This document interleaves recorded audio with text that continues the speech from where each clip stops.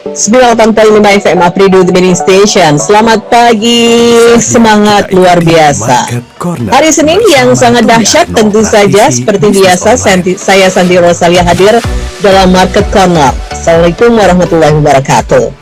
Selama kurang lebih 45 menit kita akan belajar bersama-sama dengan guru kita yang sudah hadir di Instagram beliau. Nanti kita akan berbincang-bincang tentang bagaimana mengoptimalisasikan era digital ini dengan menggunakan apa yang kita punya, yaitu smartphone dan lain sebagainya ya. Dan tentu saja hari ini sudah kita siapkan juga tamu untuk kita ajak sharing, di mana langsung ini dari Jepang ya. Nanti kita akan ketemu dengan Kang Dani. Tapi kita akan sapa dulu guru kita, Kang Tommy Anutvan, Kang Ano yang saat ini sudah di ujung Instagram. Selamat pagi dan assalamualaikum Kang Ano, apa kabar? Waalaikumsalam warahmatullahi wabarakatuh. Waalaikumsalam. Ada Kang Dani tambah ganteng nih. Oh iya. Iya, langsung ini sudah ada Kang Dani nih. Dulu nggak seganteng ini ya? Malah. berubah ya. Gimana? Sehat Pak Tom? Alhamdulillah Kang. Alhamdulillah. Oh, Juga ya. alhamdulillah. Ini sebetulnya kalian ketemu di mana sih? Kalau seperti begitu akrabnya gitu ya? Di mana ya Pak Tom? Sejarahnya. Di internet sih. Oh gitu ya. Sudah berapa waktu? Udah lama ya Kang ya. Waktu itu Lama. masih COVID ya. Iya, pas waktu sebelum COVID kalau nggak salah, pas lagi. Sebelum COVID ya. Iya. Hmm. Waktu itu di Iya. acaranya apa ya Pak Tom? Seminarnya siapa lupa saya juga. Iya Hmm. benar-benar. Iya. Kang Dani mah nggak tahu COVID, taunya COVID. Iya, COVID.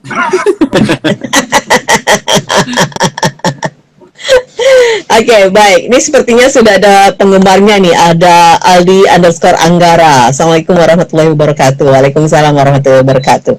Baik, ini Kang Ano.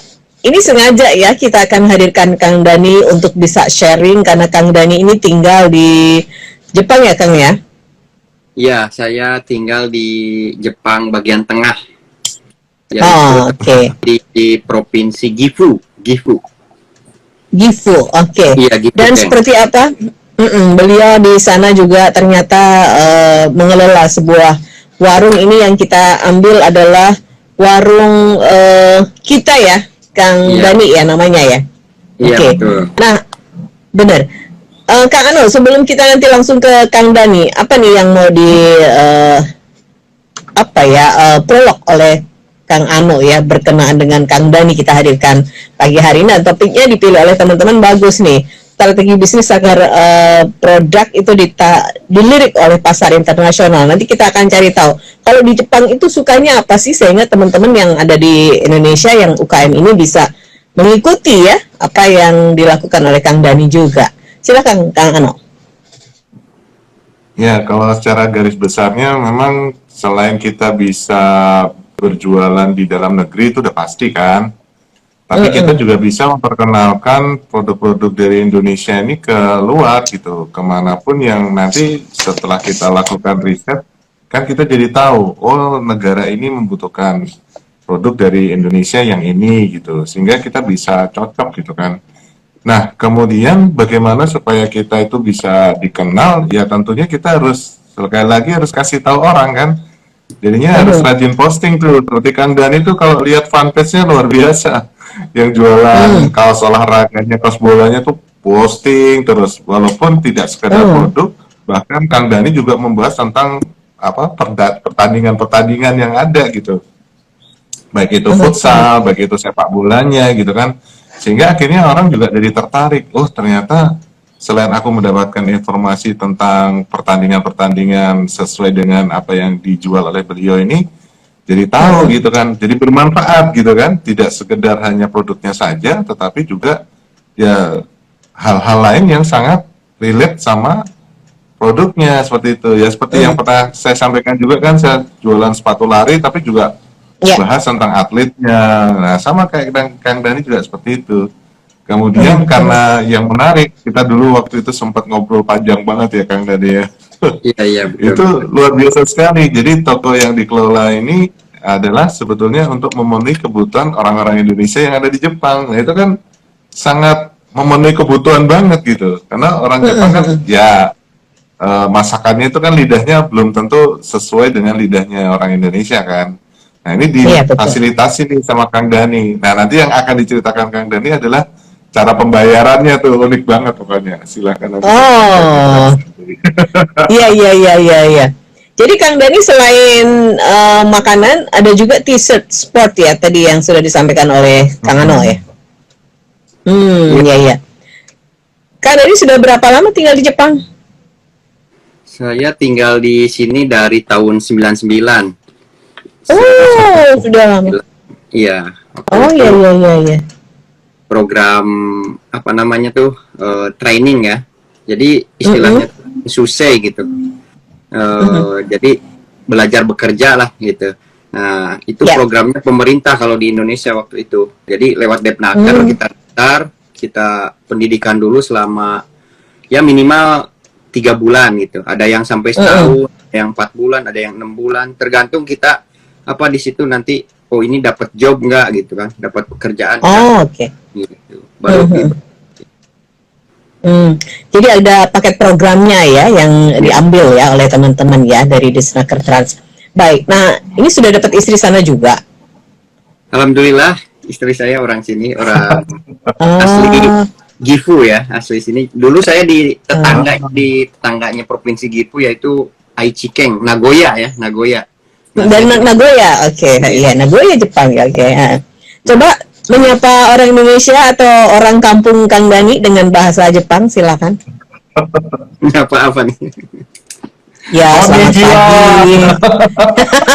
Di sini udah udah konnichiwa itu Pak Tom lebih pinter tuh. Nah, saya Konnichiwa, tanya cuma itu thank you. aja. Saya tanya cuma itu aja. Nah, Kang Dani sejak awal juga buka warung atau sejak kapan mengelola warung kita ini? Jadi pertamanya saya pas waktu nikah masih kerja di sebuah perusahaan di bidang otomotif. Nah di situ tahun 2006 kalau nggak salah karena ada pengurangan tenaga kerja, jadi saya termasuk yang di PHK. Nah di situ saya cari-cari peluang. Ya alhamdulillah rezekinya mungkin di jualan. Karena basic keluarga juga jualan, jadi ya saya mungkin hitung-hitung ya nerusin tapi di sini gitu. Jadi dulu memang 2007 kalau nggak salah sebelum ada sosmed tuh kayak Facebook gitu kan, belum ada kan. Ya. Nah jadi waktu itu saya cari-cari distributor yang ada di Jepang. Nah kebetulan ada ya, alhamdulillah saya juga dikasih barang dengan cara pembayarannya nggak tunai gitu. Jadi nanti aja setelah 1 bulan gitu kan baru bayar gitu. Nah, pertamanya ya dulu nggak ada sosmed, saya juga bingung cara jualannya kemana, gimana gitu kan. Ya itu dari yang dekat dulu lah gitu ya. Jadi tetangga gitu kan. Ya dari situ dari mulut ke mulut, terus dari nomor HP, tukeran nomor HP, akhirnya bukan provinsi daerah tempat tinggal saya aja, jadi di luar provinsi pun saya singgahi gitu, saya antar gitu. Jaraknya tuh ya dari 1,5 jam sampai 6 jam kadang, sampai ke daerah Hiroshima. Oh, Paling jauh. Hiroshima Nagasaki ya. Iya betul. Kan Di bawahnya. Jualan apa waktu itu? Saya sama seperti sekarang jualannya bumbu-bumbu Indonesia. Jadi Indomie, kecap nih yang di belakang saya. Oh iya, kitab ABC. Nah, kayak gini. Oh iya iya. Oh ini sudah ya. Jadi ya barang-barang kebutuhan sehari-hari lah gitu. Oke. Jadi banyak ya warga negara Indonesia yang sudah tahu warung kitanya Kang Dani.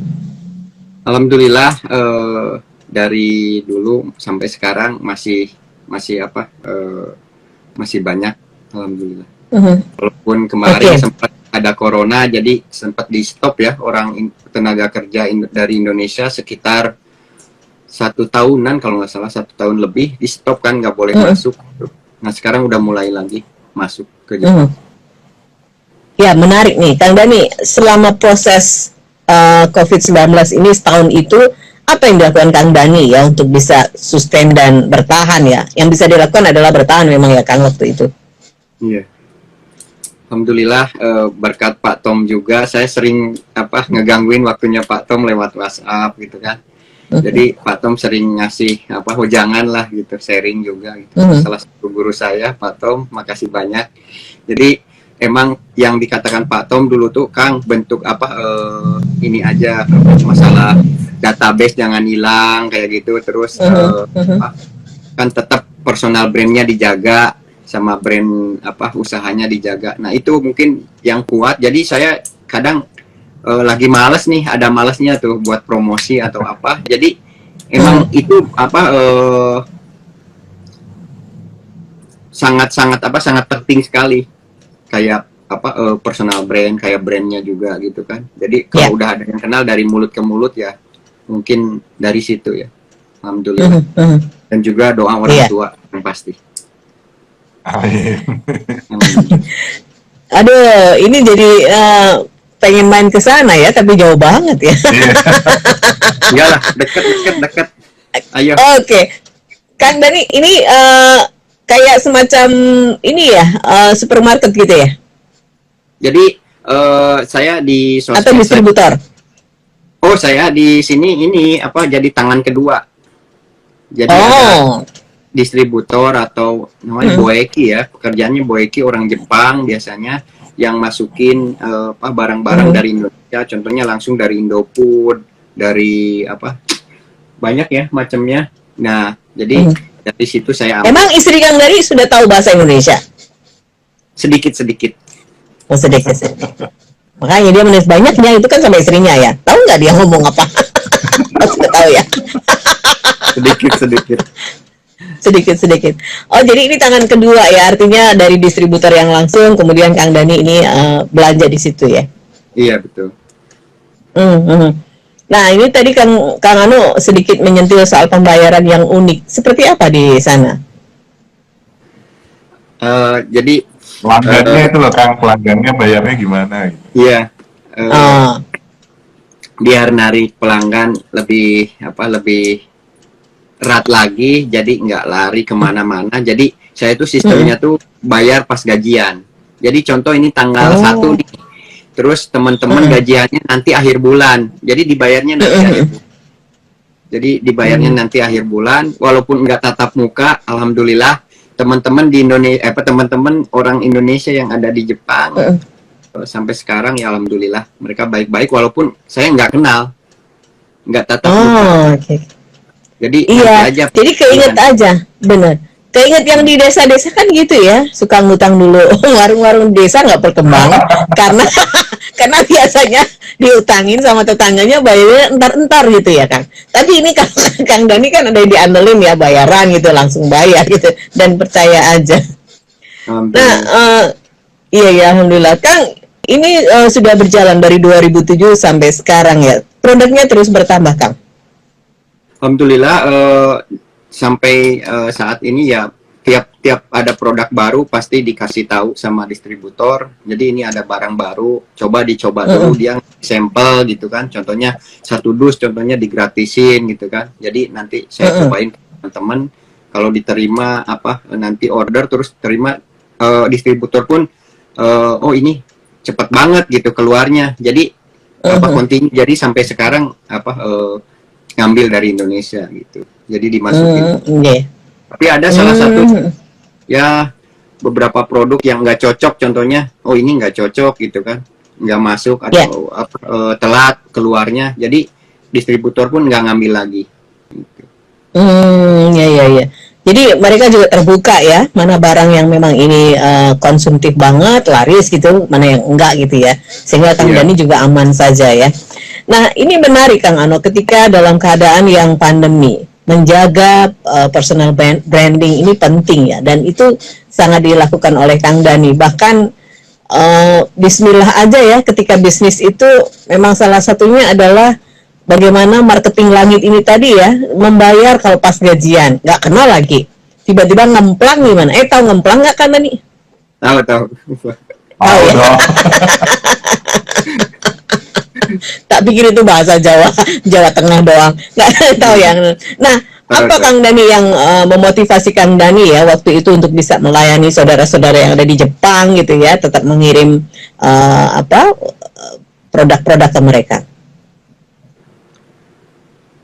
Ya Bismillah aja saya, jadi niatnya pingin ngebantu gitu kan, apalagi teman-teman yang baru datang kan. Jadi beda dengan di Indonesia. Jadi teman-teman pas waktu masuk ke Jepang itu, mereka itu contoh nih, bulan ini kerjanya dari tanggal 1 contohnya, terus tutup bukunya tanggal 20. Nah itu cuma 2 minggu, dia tuh digaji 2 minggu itu nggak langsung pas tutup buku itu, jadi digantung.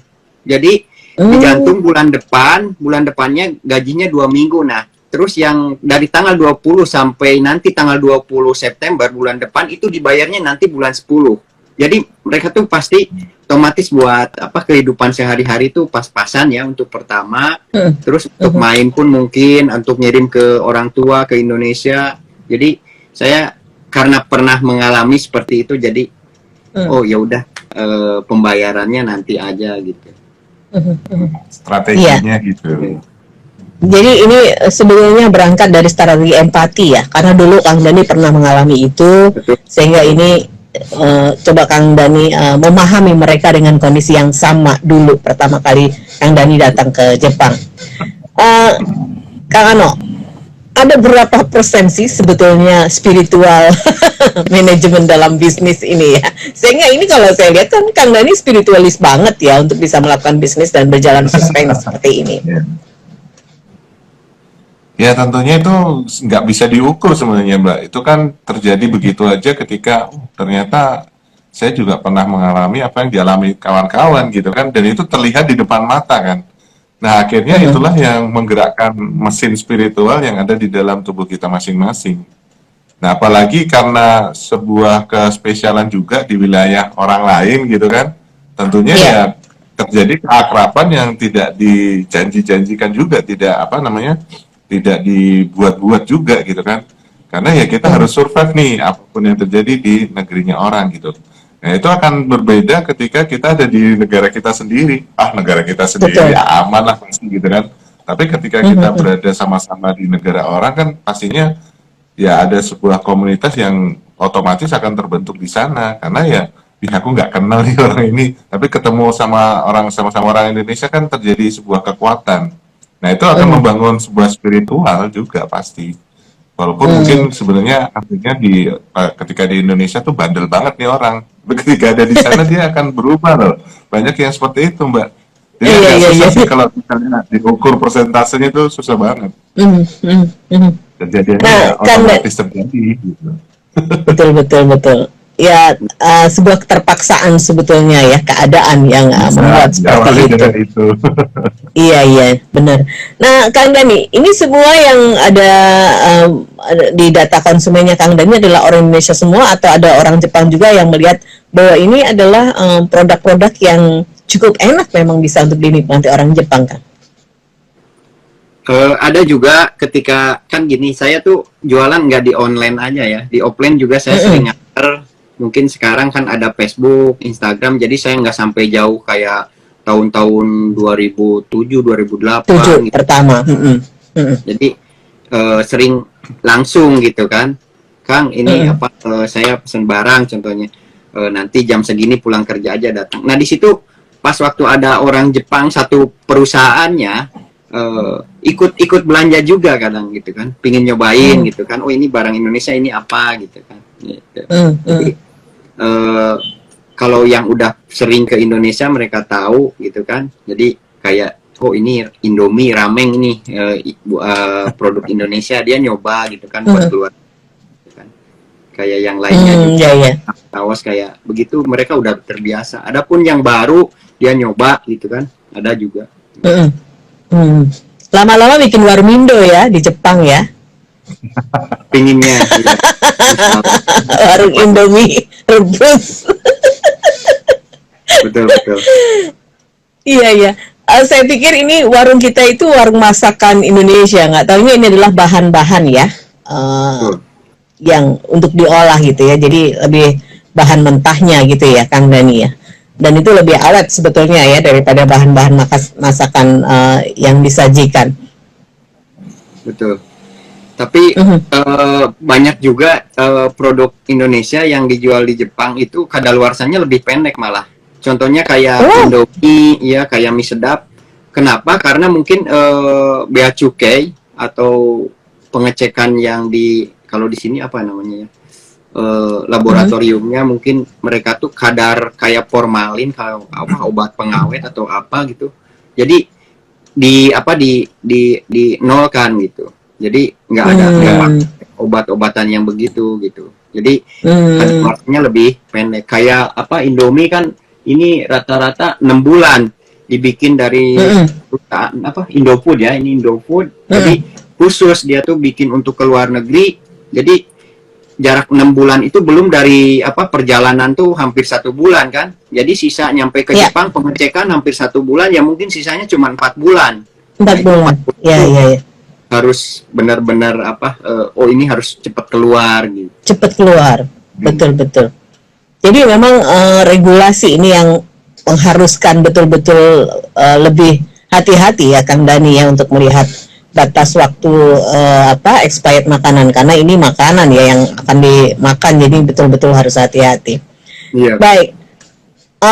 Apa sih sebetulnya Kang Tom yang menjadi catatan penting untuk teman-teman barangkali ini mengekspor ya atau mengirim barang-barang ke luar negeri apa yang harus diperhatikan? Ini kan banyak juga didukung oleh pemerintah ya bagaimana teman-teman UKM juga mulai bisa global gitu ya. Yang paling mudah sih selain makanan, Mbak, itu paling mudah banget. Memang benar yang disampaikan Kang Dani tadi, khususnya kita sebut merek Indomie aja lah ya. Indomie itu yang dari Indonesia ada yang ke Amerika, ada yang ke Arab, Mesir dan lain sebagainya, Jepang juga, itu beda-beda apa namanya ingredients-nya gitu. Jadi itu disesuaikan dengan peraturan atau BPOM-nya si negara yang bersangkutan. Nah, kita yang mau kirim ke luar negeri ya harus mengikuti itu kalau untuk makanan gitu. Entah apapun itu, baik entar keripik atau apapun itulah, harus menyesuaikan dengan peraturannya masing-masing gitu. Nah, jadi ya itu tadi, kalau yang khusus kuliner itu memang harus diperhatikan hal-hal itu. Jadi supaya bisa diterima oleh negara yang akan kita tuju gitu. Yang ke Malaysia pun juga sama sebetulnya. Memang ada beberapa produk-produk makanan yang juga diekspor ke sana. Nah, ada kawan juga yang seperti Kang Dani, dia bahkan punya gudang besar sekarang Kang di sana. Itu juga sebagian besar dari Indonesia gitu kan. Tapi ya tetap ingredients-nya menyesuaikan peraturan di sana gitu. Karena kan tetap harus dicek benar. Mereka dicek. Jadi punya BPOP. Kalau BPOM di sini ya sebutan saya juga BPOP apa gitu kan. Ya tetap harus sih menyesuaikan di sana. Standar nasional Indonesia-nya ada masing-masing gitu. Ya, jadi memahami betul ya. Tanpa kuliner ya, yang paling mudah itu. Ya, jadi regulasi ini harus dipahami dan harus standar internasional kalau memang mau ekspor ya, atau mau mengirim ke luar negeri. Nah, Kang Dani. Atau itu sih oke lah, gampang gitu. Nah, Kang Dani ini ada berapa karyawan sudah di sana yang membantu? Jadi kebetulan saya tuh kerjanya sama istri, cuman berdua. Tapi kadang kalau pas lagi sibuk-sibuknya pernah dulu ya, paling manggil teman karena di sini kan nyari karyawan itu emang harus ada peraturan tertentu. Jadi part time aja. Jadi part time waktu pendek gitu. Jadi contohnya teman yang udah kerja baru pulang cepat baru ke sini. Alhamdulillah. Saat ini masih sama istri masih bisa kehandle. Masih ke-handle ya. Dan terus berkembang ya. Amin, amin. Alhamdulillah. Nah, untuk kaos sendiri, ini baru atau gimana nih kalau kaos yang sport itu? Nah, untuk kaos yang sport itu sebenarnya itu sama ya, kayak warung juga. Jadi timbulnya dari hobi, karena saya dari kecil tuh hobinya main bola sama ya futsal gitu, ngejar-ngejar bola. Jadi di situ tuh saya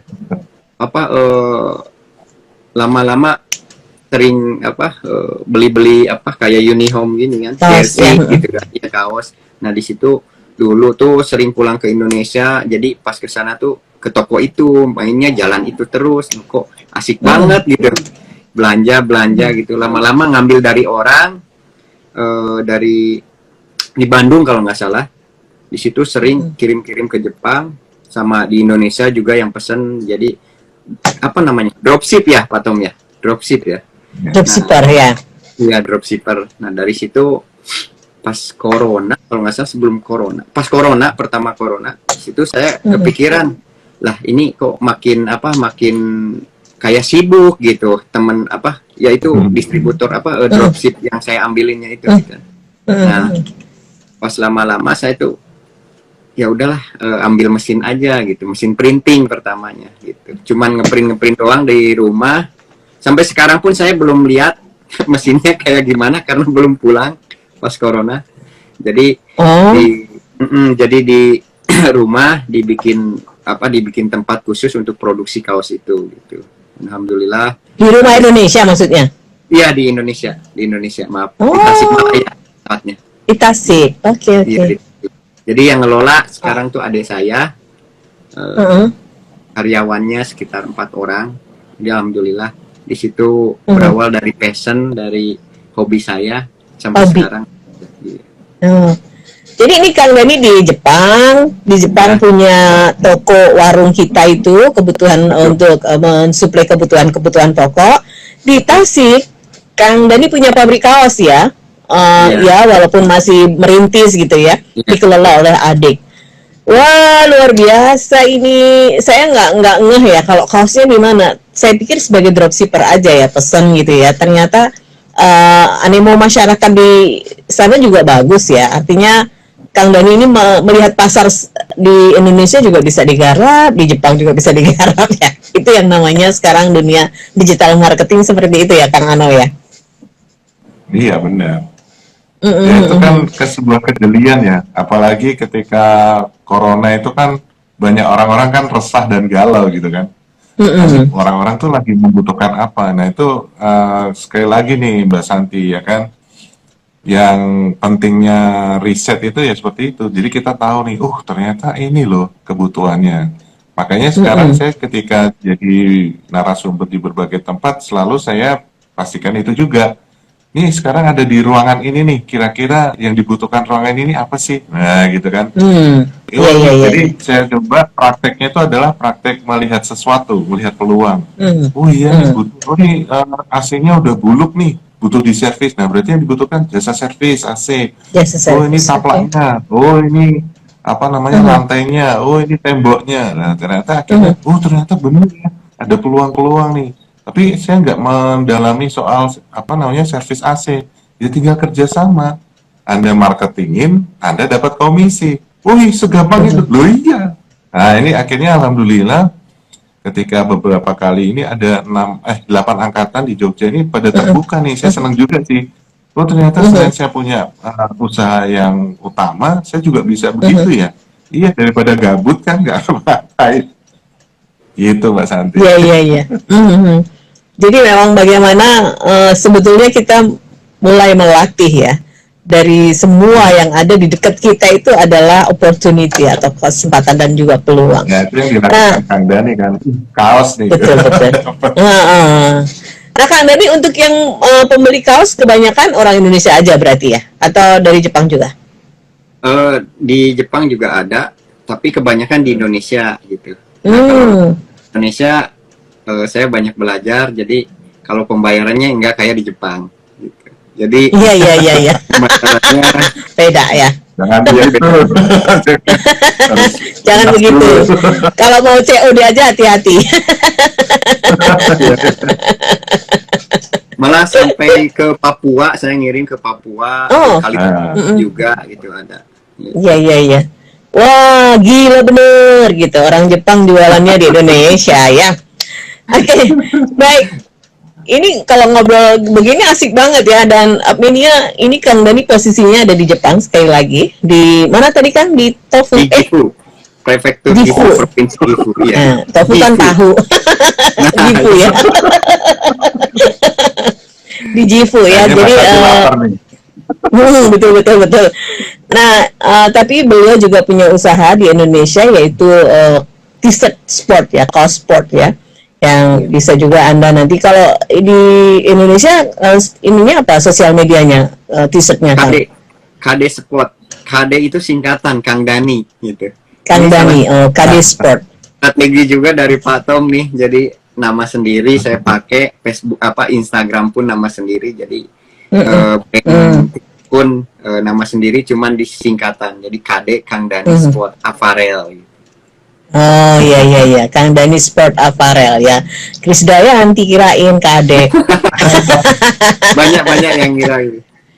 Gitu ya, oke deh, nggak apa-apa kan dia selebritis juga.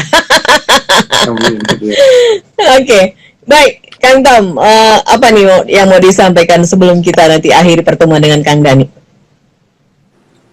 Ya, emang akhirnya kita pun harus belajar dari orang-orang seperti Kang Dani ini juga ya. Jadi itulah kenapa pentingnya riset di awal. Jadi riset itu tidak hanya kita harus belajar kepada seorang guru atau bagaimana, tapi sebenarnya di sekeliling kita itu jadi guru juga buat kita gitu. Nah kemudian ya sudah, kita itu diukur lagi sekali lagi kan 4 kemampuan itu kan, ada tenaga, ada otak, ada waktu, dan ada uang. Ya disesuaikan dengan kondisinya kita gitu. Nah kita itu mau garap apa dulu nih. Kemudian kadang-kadang yang jadi bebannya teman-teman di Indonesia adalah, wah saya kan nggak punya modal. Nah akhirnya kenapa kok saya taruh kemampuan duit itu di akhir? Karena kan kita bidangnya di jualan online ya, itu akhir saja. Karena memang ketika jualan online itu kan modalnya tidak terlalu besar sebetulnya. Tadi Kang Dani saja di awal untuk kaosnya dropship dulu loh. Kemudian akhirnya bisa beli mesin, akhirnya bisa menjadi produsen gitu. Tapi di awal ingat dropship gitu. Sama ketika saya waktu jualan abon tunai itu kan awalnya dropship. Akhirnya naik jadi reseller, jadi distributor, kemudian maklun kan gitu. Tetap ada proses. Nah, tidak lagi kita berpikiran modal. Jadi awal dropship itu kan nggak pakai modal. Bahkan ketika kita sedang tidak punya kuota internet kan bisa nebeng internetnya kan. Bisa nebeng wifi-nya entah kemanapun itu ya, kita harus ada effort untuk mewujudkan impian kan gitu.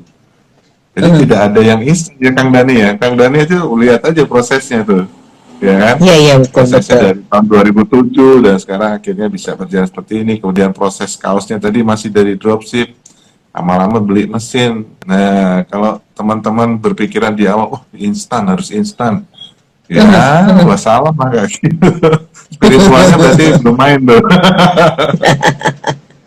Ya kalau bicara soal instan tuh kadang-kadang ya aja kalau modalnya gede gitu ya, nggak taunya dari dropshipper bisa dilakukan untuk mengumpulkan modal. Toxic kalau sudah kayak gitu, toxic. Oke. Baik, Kang Dani apa yang mau disampaikan untuk share? Lebih saya melihat sih prinsip hidup dari Kang Dani ya. Kalau bicara survive hidup tidak harus di negeri orang ya, di negeri sendiri pun kita harus survival. Apa yang mau di-sharekan ini Kang Dani? Yang jelas kalau kita mau melakukan sesuatu tuh kita harus berpikir panjang juga, kita tentuin goal gitu, mau kemana nanti arahnya gitu, tetap bekerja keras dan konsisten, dan jangan lupa belajar terus, jangan lupa belajar terus karena semuanya adalah berproses ya Kang Dani, nggak ada yang instan. Oke. Baik Kang Dani, terima kasih inspirasinya dan mudah-mudahan sukses selalu, sehat selalu. Kalau main ke Indonesia, main ke Semarang, mampir ke Apredio ya.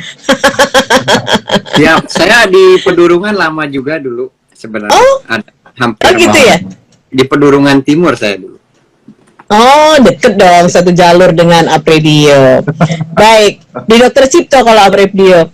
Baik, terima kasih Kang Dani sekali lagi. Salam untuk keluarga. Ya, sehat selalu ya Kang. Oke, Assalamualaikum. Waalaikumsalam warahmatullahi wabarakatuh. Makasih juga Pak Tom ilmunya, Kak. Makasih. Ya, sama-sama Kang Dani. Baik, Waalaikumsalam warahmatullahi wabarakatuh. Kang, ini luar biasa ya, hari ini kita bisa ngobrol dengan Kang Dani yang memang beberapa kali dihubungi oleh redaksi, sangat sibuk ya, banyak kegiatan, ternyata padat juga karena harus ngurus bisnis di Indonesia juga, termasuk t-shirtnya tadi. Kang Ano, thank you banget. Ini kayaknya banyak banget ya agendanya Kang Ano ya, ada beberapa yang saya selalu ngikutin di Instagramnya, di Facebook, kalau Kang Dani tadi bilangnya di Facebook ya. Dan nampaknya juga semakin subur ini. Kang Anot sudah mau menyaingi saya, kita sudah sama-sama gendut ya. Kang, sampai ketemu, jaga kesehatan, salam untuk keluarga. Assalamualaikum warahmatullahi wabarakatuh. Waalaikumsalam warahmatullahi wabarakatuh. Disiarkan langsung dari Menara Universitas PGRI. Up Radio. Jalan Sidodadi Timur, nomor 24 Semarang. Inilah 98.5 FM Up Radio, The Mini Station.